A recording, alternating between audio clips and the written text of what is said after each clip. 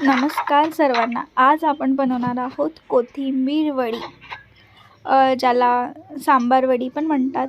अशी आपण हे बनवणार आहोत कोथिंबीर वडी. पण त्याआधी मला सांगा तुम्ही सगळे कसे आहात, असं मला पटापट कमेंटमध्ये लिहून सांगा की तुम्ही सगळे कसे आहात. चला तर आता आपण पटापट कोथिंबीर वडी बनवायला तयार करूया. तर मी सांबार इथे बारीक सांबार मी इथे चिरून घेते आहे. जसं तुम्ही बघू शकता की मी कसं बारीक सांबार चिरत आहे. सांबार आपण एकदम बारीक चिरून घ्यायला आहे. तुम्ही बघू शकता मी इथे कसं सांबार चिरत आहे. माझा सांबार चिरून झाल्यानंतर मी त्याला एका प्लेटमध्ये काढून घेणार आणि मी आता माझा बाकीचा उरलेला सुद्धा सांबार चिरून प्लेटमध्ये काढून घेणार. आता मी यामध्ये टाकेल 1 वाटी बेसन, पण मी आधी अर्धाच वाटी बेसन यूज करणार आहे. अर्धा वाटी बेसन मी नंतर यूज करणार आहे डो बनवताना. आणि याच वाटीचा अर्धा वाटी मी घेतलेला आहे राईस फ्लोअर. तुम्ही बघू शकता राईस फ्लोअर मी अर्धा वाटी घेतला आहे. ते पण मी थोडंसंच टाकणार आहे आधी, त्यानंतर मी त्याला पूर्ण यूज करणार आहे. आणि जे मला मसाले लागतात त्या बेसिक आपले मसाले, तिखट, धनिया पावडर, मीठ आणि ओवा. आणि हे आहे सेसमे सीड्स, तीळ, पांढरी तीळ मी घेतलेली आहे.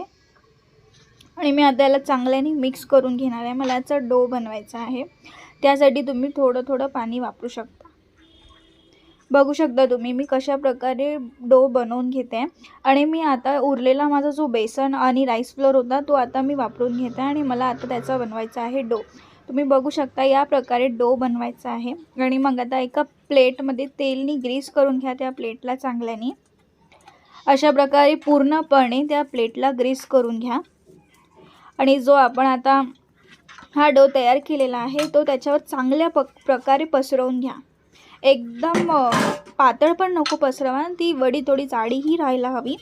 त्याच्यामुळे आपण याला बरोबर पसरवून घेऊया. आता तुम्ही बघू शकता की मी कसं पसरवून राहिली आहे. त्याप्रमाणे तुम्ही पूर्ण त्या प्लेटच्या एजपर्यंत जाऊन त्याला पसरवू शकता. हाताला पण थोडं तेल लावून घ्याल, नंतर ते हाताला चिपकेल. अशा प्रकारे तुम्ही याला बघू शकता मी कशी पसरवत आहे, त्या प्रकारे तुम्ही याला पसरवाल. आणि एकदा त्याची थिकनेस चेक करून घ्याल की ती थिकनेस किती येत आहे, कारण ती वडीची थिकनेस एकदम पातळ पण नको राहायला. म्हणून तुम्ही एकदा ती थिकनेस चेक करून घ्याल, तेव्हा तुम्ही बॅटरला पसरवत राहाल. तेव्हा तुम्ही बघू शकता मी कशी थिकनेस चेक केली आहे. माझा पूर्ण प्लेटमध्ये ते बॅटर आलं नाही तर मी ते टाकलं पण नाही.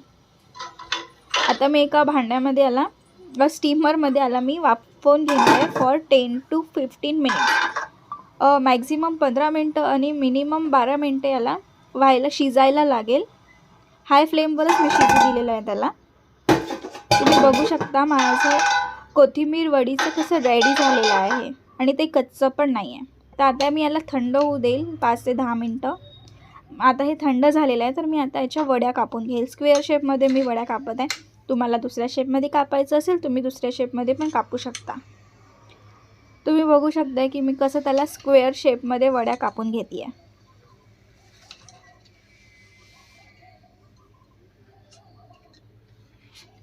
आणि पूर्ण हे थंड होऊ द्याल, नाही तर वड्या तुमच्या चिपकून राहील, निघणार नाही. त्याच्यामुळे त्याला चांगल्यापणे थंड होऊ द्या.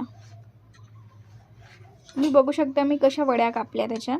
आणि आता वड्या कापून मी एका प्लेटमध्ये काढून घेणार. आणि मी आता एका कढईमध्ये तेल गरम करेल. याला आपल्याला तळायचं आहे, त्यासाठी एका कढईमध्ये आपण तेल गरम करून घेणार.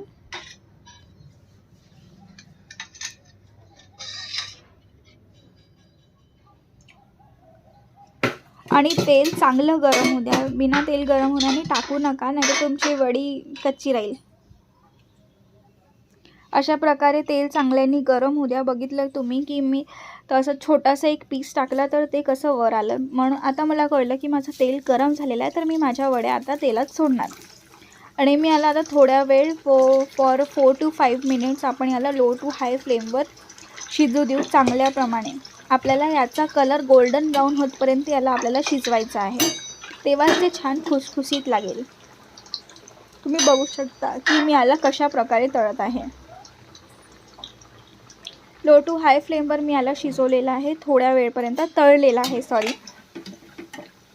तुम्ही आता बघू शकता की याचा कलर कसा थोडासा चेंज झालेला आहे, थोडा गोल्डन ब्राऊन होतपर्यंत याचा कलर आलेला आहे, राईट.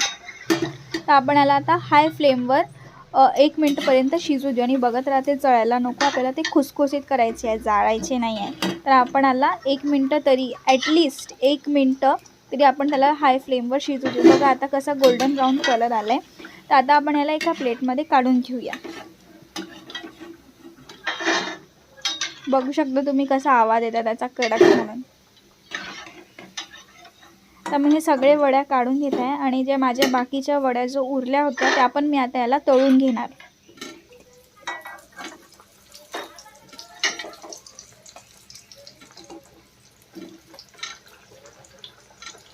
बाकीच्या वड्या पण मी अशा तळून घेणार आता हळूहळू.